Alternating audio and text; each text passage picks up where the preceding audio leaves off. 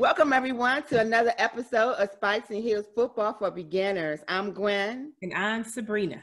And we're glad to have you with us.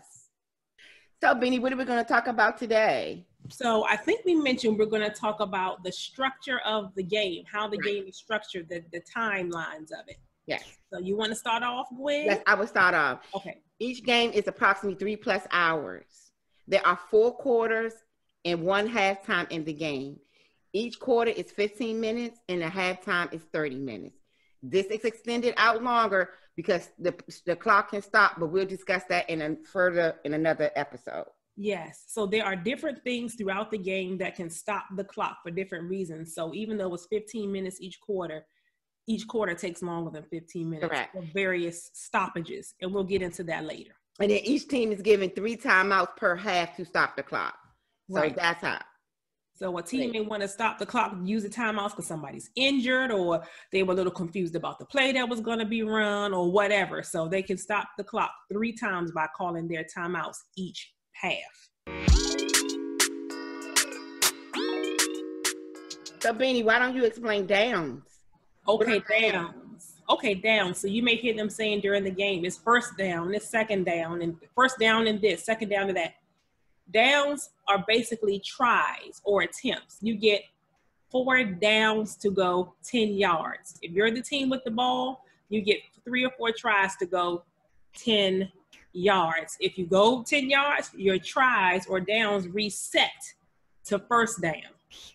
And you go a little bit. If you don't make it, it's second down. If you go a little bit and you don't make it, it's third down. If you don't make it, then you usually either give the ball to the other team, or if you're close enough to the field goal thing that we talked about last week, your team can try a field goal, and if they make it, they'll get 3 points. So think of downs as tries. Now, let me say this. Usually you'll hear such and such down, and then you'll hear a number after that, like first down and 10. The 10 means 10 yards to go to get another first down. So if it's second down and 5, that means it's your second try, and you have to go 5 yards for your tries to reset to first down. I hope I'm not confusing you. You're not. Okay. So that's what downs are. Think of them as tries. Attempts. Yeah.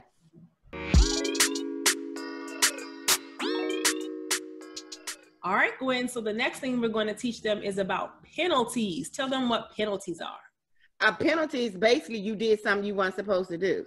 Yes. There are rules to the game.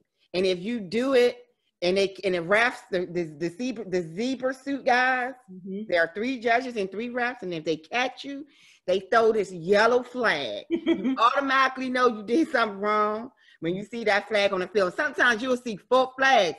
That's because maybe they saw 2 different things, or they all saw the same thing.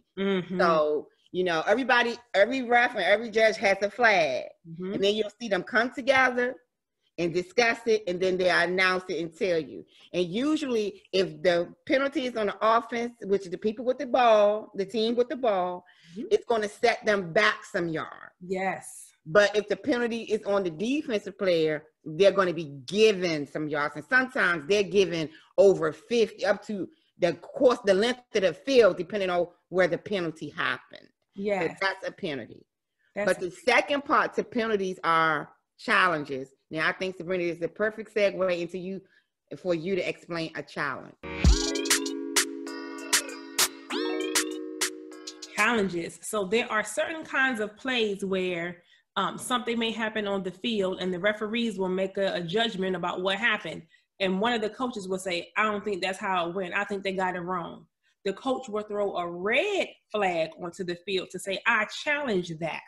And only the 2 head coaches have these red flags. Nobody else has a red flag. Right. A player can't pull a red flag out of his pocket and say, I challenge. No, only the coach can initiate a challenge by throwing out that red flag. Not all plays are challengeable. Yes. There are different kinds of plays, but some plays are challengeable. And then when he throws it out there, then the referees have to go in and take another look at it in the little booth thing and see if they got it right or not. So they have to have some humility and say, all right, maybe I missed that. Or maybe they got it right.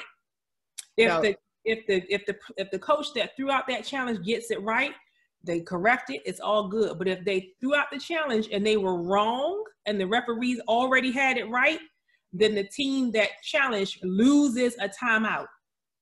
And timeouts are very valuable, especially the further you get into the game. When the game is close, you want those timeouts so you can get yourself together. Yes. So if you get a challenge wrong, you lose a timeout. If you get a challenge right, all is well, and your team gets the benefit of the doubt. So it's not in their benefit to throw the flag every time something happens. Right. There needs to be clear-cut evidence. Mm-hmm. There was one incident where you would say, oh, he was out of bounds. He caught the ball. He was in bounds. Mm-hmm. But if they're not sure, and they have people in the booths that are looking at the play, and they look at the rewind the play really fast and look, and then you will hear a commentator say, the booth should challenge that. Yes. Yeah. So that's the challenge. That's a challenge.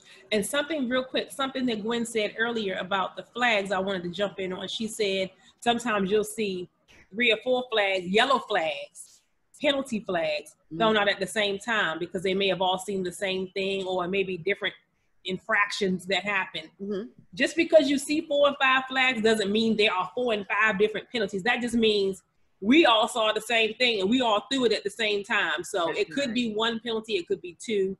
But they'll make the announcement as far as what. And the thing about penalties, if each side does an infraction or gets a penalty, it's offset, and they have to replay that down. So if I'm on team A and Gwen is on team B, and we both did something wrong at the same time and got a penalty, like Gwen said, it's like they negate each other. They cancel each other out, and they have to redo that play, that down. But if one side does something wrong and the other doesn't, that one that did something wrong, their team is going to be penalized in some way. Got it. Yep. So yellow flag penalty, red flag challenge. Now you can at least keep up with they did something wrong when you see the flags. Yes. And I know you may say, well, how do you know which team it is that did something wrong? How do you know? Does each team have a color? No, it's all yellow flags. But as you watch the game, if the flag is thrown at a certain time or at a certain place on the field, you'll begin to know that flag was probably against the offense. That flag was probably against the defense. As you watch, you'll start to know who the flag was probably on, but they'll announce it if you don't know. Yeah. Well, there you have it. Thank you for joining us for another segment of Spikes and Heels Football for Beginners. Yeah. Have a great, safe week. Yes, and we will see you on Sunday for our long segment of Spikes and Heels, where we break down the week's games, and we'll be back next Wednesday for the next episode of Spikes and Heels Football for Beginners. I'm Sabrina. And I'm Gwen. And we'll see you next time. Bye. Bye.